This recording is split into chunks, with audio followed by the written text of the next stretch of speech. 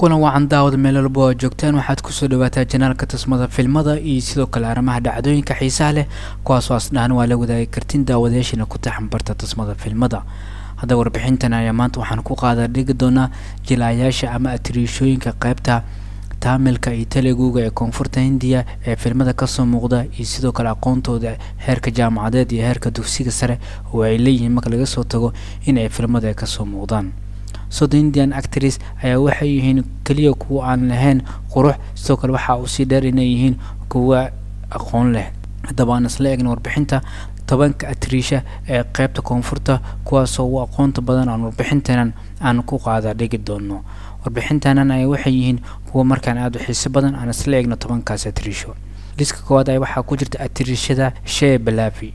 Shea Balafi ayaa waxay dhameysatay waxbarashada heerka jaamacadeed ee 2016 waxaana ka baxday jaamacadda Tbilisi State qaybta waxay ka baxdaa Medical University oo qaybta caafimaadka. asaata atriishada ayaa waxay mid aan wali loo diiwaan gelin qaybta caafimaadka.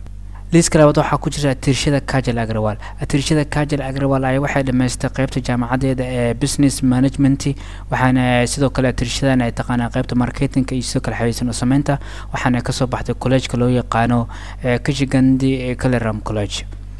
liiska saddexaad ee atriishooyinka ugu aqoonta badan ee qaybta taamilka iyo Teluguga waxaa ku jirta atriishada Nayantara. Nayantara ayaa waxay mid haysataa bachelor degree ee English Literature sidoo kale ka haysta qaybta Marthoma College.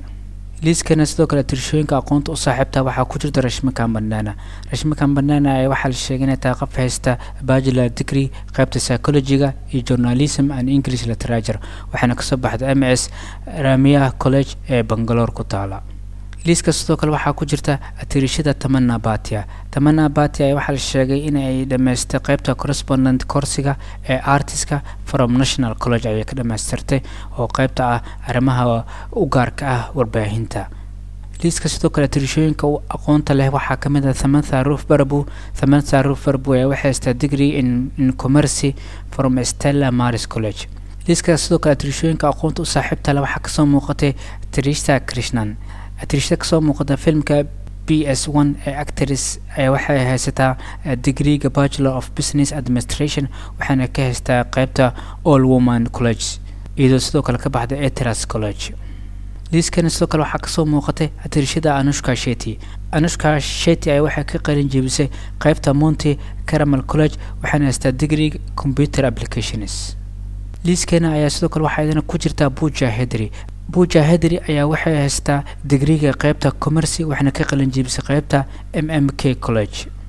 liisaskana atriishooyinka aqoonta u saaxiibka ah waxaa ka mid ah atriishada kale Kirti Suresh. Kirti Suresh ayaa waxay ku biirtay qaybta Beryl Academy taas oo sidoo kale ay ka dhameystay qaybta degree ee Fashion Design.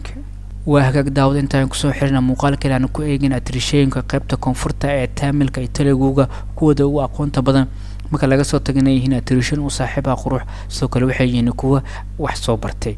warbixinta hadaad ka heshay la wadaag asxaabtada oo ku maasintiin alaabsad muuqaaladan aad u daawataan waa noo dhiirigelisan kan kiis xigana nabadgelyo.